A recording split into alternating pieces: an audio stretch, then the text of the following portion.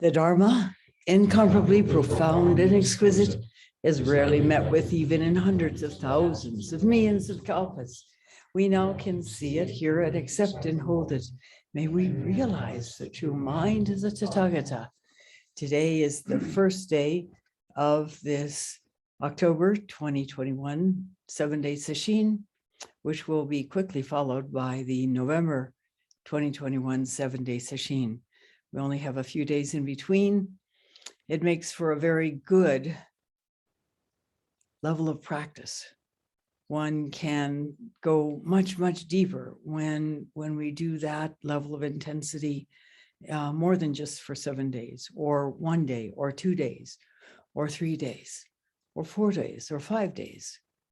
This was brought home to me at Sogenji, where when I was training there, I'm not sure, I have heard it's not done this way at this point, but there was the November Ozashin, the 7-day seshins are called Ozashins in Sogenji. And that was in late November, which of course would be difficult to do in America because it is Thanksgiving time. And then the Rohatsu Sesshin begins the end of November, just like 3 or 4 days after the end of the November sesshin. And then just a few days later, there is the follow-up 7-day Ozashin.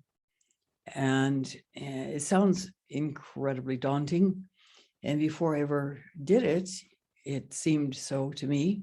However, in actuality, it was fantastic because you keep going deeper instead of coming up for air in between seshins. There's such a short time between seshins that you keep going deeper, and it's easier. It's amazing. So we have these 2 sesshin, bumpity bump, and our January, February sesshin will be the same, similar arrangement with the January sesshin at the end of January and the February sesshin at the beginning of February. So again, for anyone doing both sesshin, it is a tremendous opportunity. And then we're probably going to schedule March and April, again, the same way, because it is such a positive thing. And these days with Zoom, it is possible to do it from home, but more effective is to come here in person, which if you're fully vaccinated, you can do these days here in New Mexico, and do the 2 sesshin with just a few days of time in the same practice environment, which can help. It's not easy, as those of you who are doing sesshin from home know by experience, to do sesshin when you're at home. You have all of the cues of other activities calling to you, just even sleeping in your own bed, or walking into your own kitchen, or interacting with other family members. These things make doing sesshin at home very much more challenging. And of course, this is why monasteries developed in the very beginning. Home leavers left home in the earliest years of training centuries ago, millennia ago, 2 millennia ago, in fact, 2.5 millennia ago. It was because it was simpler and easier and more effective to practice not in your own home and not in your own relationships. Now, here in the West, that has been modified, and effectively so. We don't require people to go and never see their family again. I remember when I was in Southeast Asia actually, I went to a conference of Western Buddhist ordained women. and then went to Singapore after that. It happened to be Chinese New Year. And so I and Sozui, who was traveling also to that conference, were taken to supper by a trio of young Chinese women. And one of them confessed that she really, really wanted to become ordained, but her family was very much against it. And in the traditional Japanese, Chinese system of ordination, at least for women, you're ordained and you are not allowed to go home to your family unless you have a fully ordained nun along with you. That's an attempt to try to keep you captive. In the West, we don't require that. What we require is commitment that is independent of coercion, and that's more effective than commitment as a result of coercion. It's important never to force anybody to become ordained. If it's in your karma to ordain, which would mean then essentially to live in a monastery the rest of your life, then that's great. But it's not everybody's karma in the West these days, in particular, or in the West in general. And it's okay, because one can come to awakening, although it's more difficult when one is living in the midst of family. There are many, many distractions, all kinds of family interactions that are colored in many different emotions. And of course, there's that in monasteries as well. It's not that you go home and you're in much of a different environment, but there are certain differences. The schedule in a monastery or a temple is effective for helping people do deep practice. And the environment is such that there are theoretically fewer distractions. And some distractions are not a problem, even though they may, in the early years of practice, be a problem, because we think we have to be in this particular still mind state. But that is not so. That is not so. The most important thing is that we are reaching deeply within ourselves, going beyond our ideas, our thoughts, our assumptions, and even beyond that. And there is a beyond that. And let me share with you today some of the teachings of Tulku Urgyen Rinpoche, a Tibetan Buddhist master. This is called from a book called Rainbow Painting. And Tulku, of course, is a title. Urgyen is his name.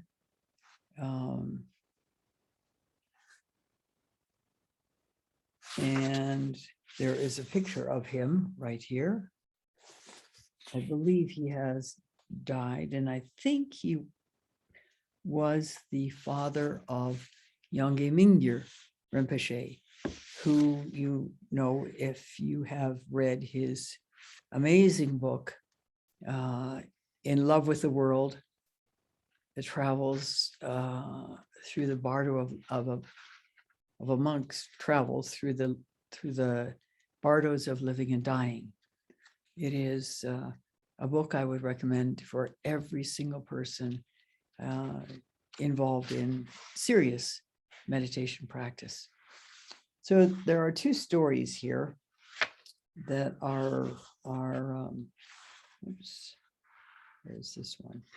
Okay, that Urgyen Rinpoche relates regarding the quality of practice and the emphasis on practice.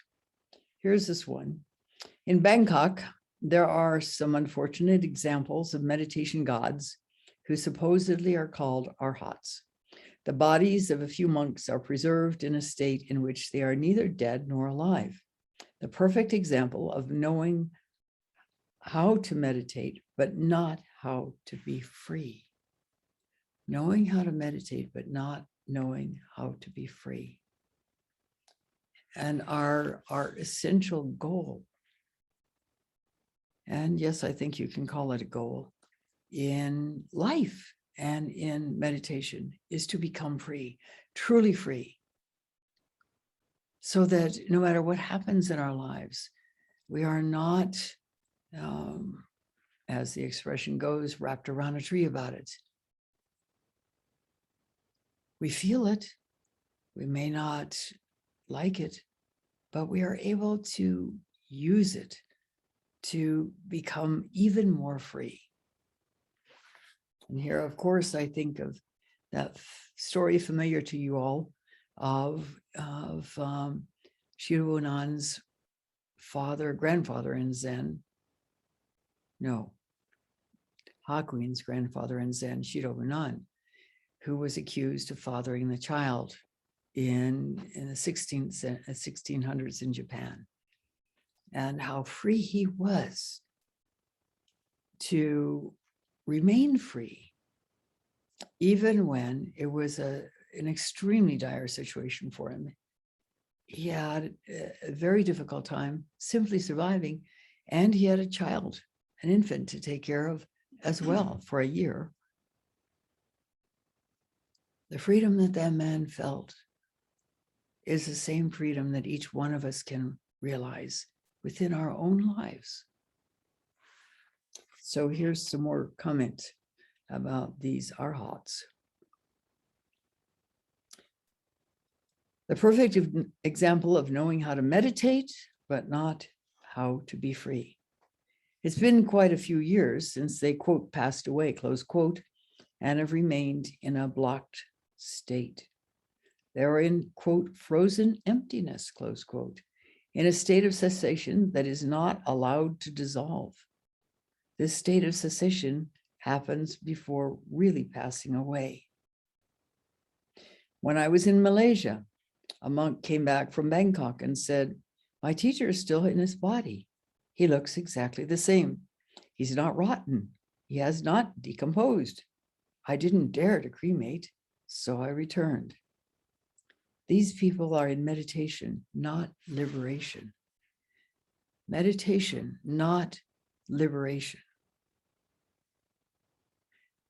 Hakuin was very concerned about what he called the cave of dead sitting that so many monks were caught in, seemingly, at least they felt, they were becoming realized, if not realized already. But it's a stuck place. It's not liberation. And it's an incredibly enticing place to fall into in our Zen practice. Here's another story that Urgyen Rinpoche relates. Here's another story about going astray in shamatha. That's the title of our shamatha is concentration. A lama from the eastern Tibetan province of Golok came to see the great Jamgon Kongtrul Lodro Daye. The lama told Jamgon Rinpoche that he had stayed in a retreat hut meditating for 9 or 10 years. My practice is quite good now. At times I have some degree of clairvoyance. Whenever I place my attention on something, it remains unshakable. I feel so quiet and serene.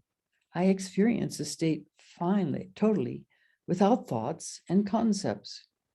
During long stretches of time, I experience nothing but bliss, clarity, and non-thought. I would say that my meditation has been rather successful. Oh, what a pity, said Jamgon control. The meditator left slightly downcast, only to return the next morning. Honestly, Rinpoche, my practice of samadhi is good. I have managed to equalize all mental states of pleasure and pain. The three poisons of anger, desire, and dullness have no real hold over me anymore. After meditating for 9 years, I would think that this level is quite good. Oh, what a pity, retorted Jamgon Kongtrul. The meditator thought, he's reputed to be an eminent master beyond jealousy, but it sounds to me like he's slightly jealous of me. I wonder. He then said, I came here to ask you about the nature of mind because of your great reputation. My meditation during time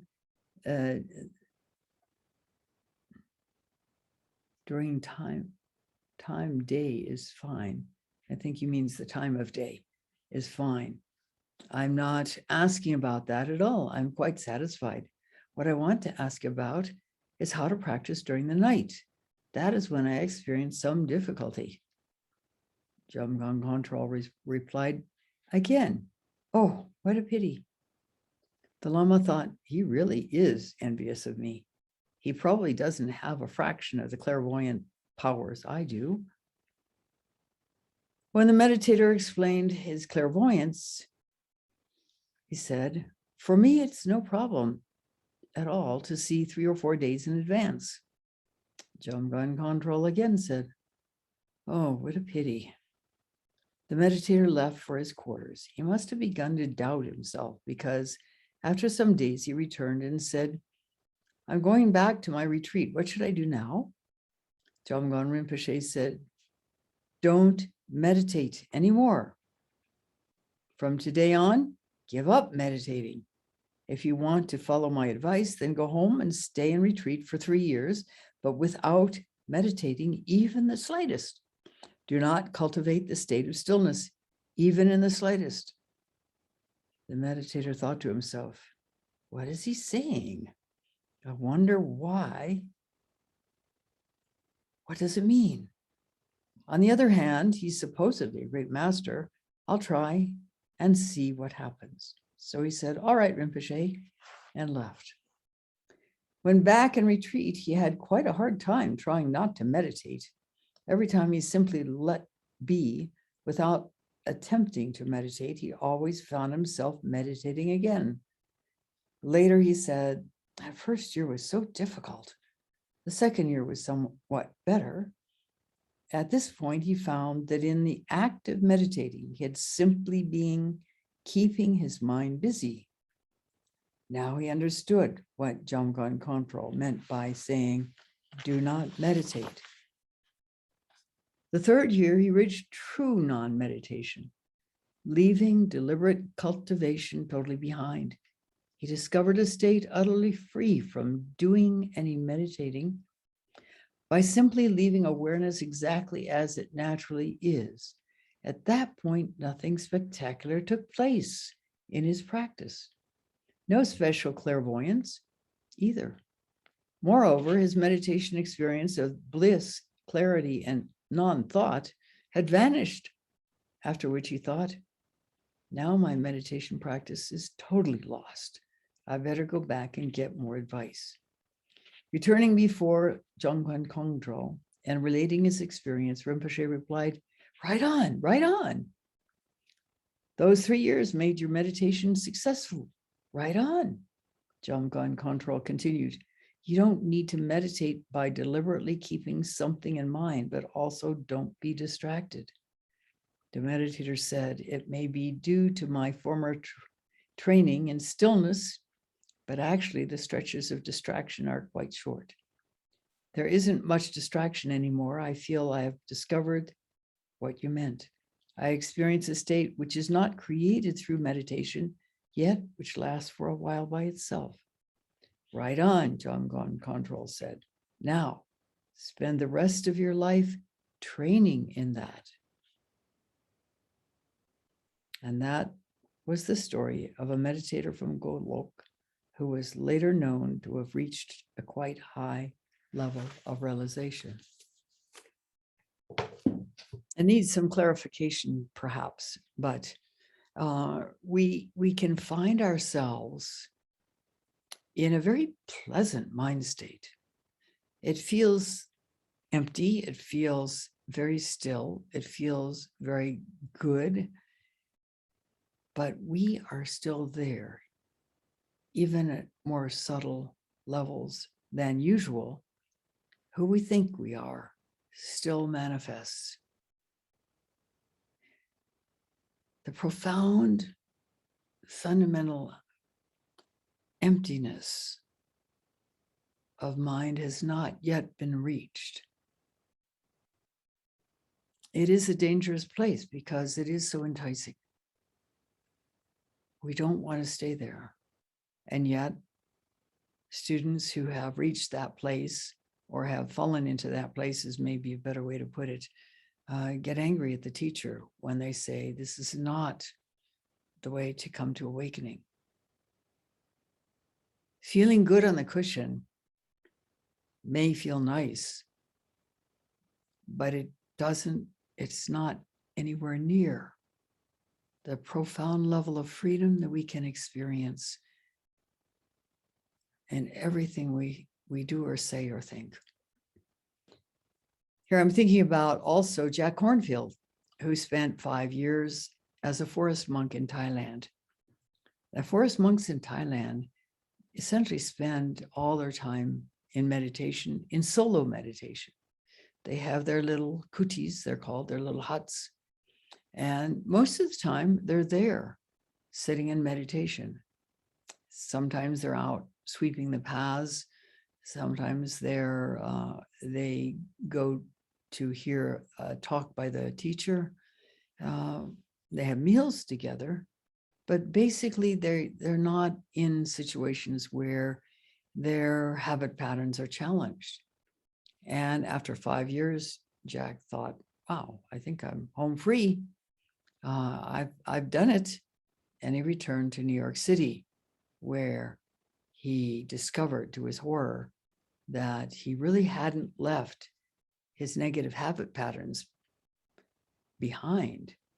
He just had never had a chance to work on them in that stillness of the forest monastery, where he was really all by himself, even though there were other monks around. They simply didn't interact in a way that allowed him to meet his obstacles. Zen practice is about really becoming free, really opening to this profound experience of the true nature of mind. And in order to open to that profound experience of the true nature of mind, we have to let go who we think we are. And this is what Jomgon Control was trying to tell this monk. He was not only working on trying to feel bliss and be clairvoyant and rest in the stillness that he had discovered, but he also was still quite caught in ideas about who he was, an identification of himself. True Zen practice is not easy. In order to reach the immense freedom that we can, we have to face where we're caught. As that woman I knew many centuries, and not centuries, seems like centuries, many years ago, who came out of a Rochester Zen Center sesshin, having just gotten Kensho, and said, this practice is truly bodhisattvic.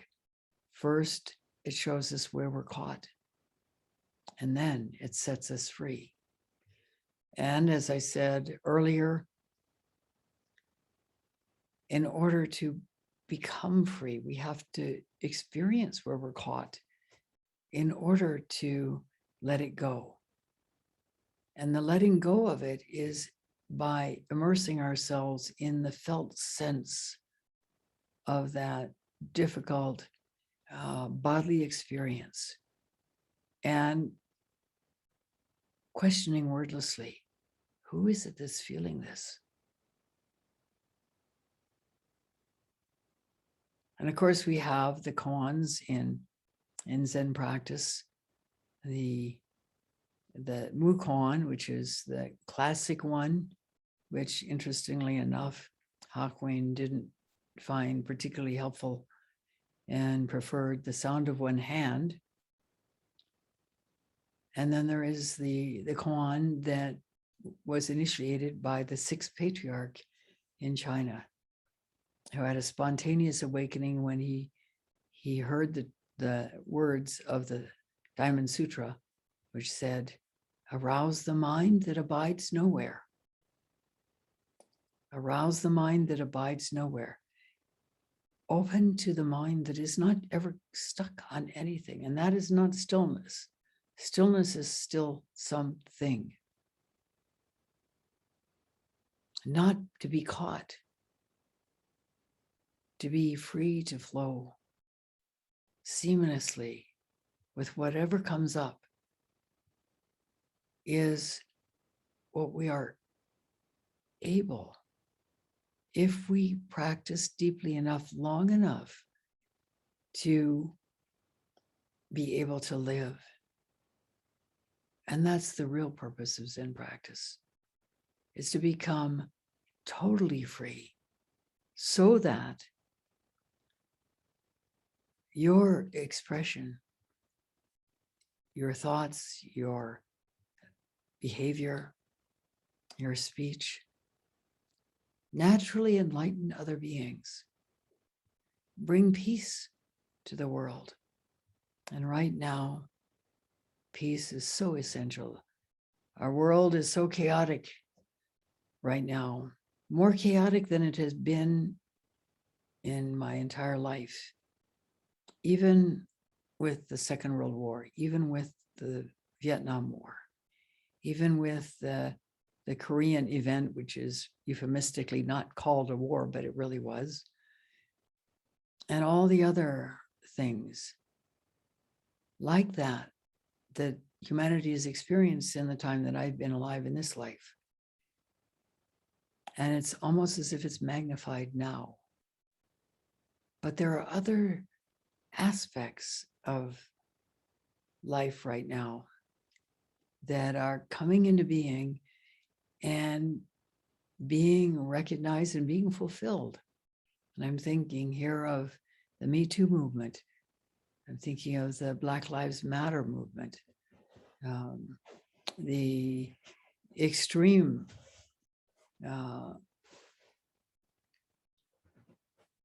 prejudice and action against people of color.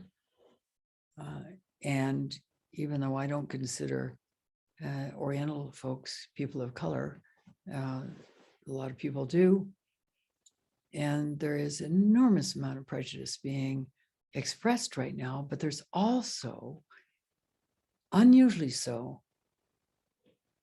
a vast amount of, hey, this is not right. We should not be doing this. As if people were waking up and seeing what was going on and finally recognizing that it wasn't helpful, it wasn't appropriate, it was painful, it was wrong. There is this shift in energy, and our practice, the deeper we can go, enhances this shift. Ultimately, for all beings to become truly liberated, able to move in harmony and flow, is, well, someday it could happen. Many, many years ago, the TM movement was working hard to get a verification of its effectiveness. And they established a I don't know what to call it really, because it was sort of like a trial. There were a number of TM meditators living in a particular part of the United States, and it was decided that for, I think it was 100 days, I don't remember exactly anymore how long it was, every day they would do significant meditation. And then at the end of it, they went back and took a look at the documentation of crimes, and discovered that the level of crime, the level of criminal behavior had dropped significantly during that time compared to before and after. Meditation makes a difference. And in that sense, those of us who are drawn to doing meditation have a responsibility to take it as deeply as possible. With the idea, not the idea, because we're not wanting to get into ideas, but with the effect of offering liberation to all beings. And this is not by going out and proselytizing. This is not by going out and saying, oh, you should meditate. This is not by going out and saying, when you meditate, this is what you should do. It's by opening your own mind to the depth that you can, increasingly so, because that resonates out and affects countless beings. We are all interconnected. What one of us does affects countless others, seen and unseen. You can see this in a microcosm. If we're around somebody who's angry, we feel it. It's not comfortable. If we're around somebody who's deeply peaceful, we feel it. We're drawn to that person, as Haradashoto was when he was in college. I think he was in high school, actually, and encountered Mitra-roshi on a bus. No words were spoken. He was just experiencing the energy of this elderly man in priest clothes, and it changed his whole view of what a Buddhist priest was, and changed his whole life direction. So that when he graduated from college, he walked from where he was living to Kobe, Japan, to be at the monastery that Mitra-roshi was the abbot of. So the thing is this: we have this idea that there's a certain depth we can reach in our practice, but that's an idea. The reality is that we can go so much deeper that any ideas about it disappear. They're seen through as irrelevant, and what is real is experienced. That is our potential. And that is what we can do through Zazen. So let's go back to the cushion and reach beyond thoughts, beyond ideas, beyond anything like stillness or minds all over the map. Who is it that's feeling these things? Who is it that is experiencing these things? Go beyond words. This is the path to liberation. Thank you for listening, and we'll stop now and recite the 4 vows.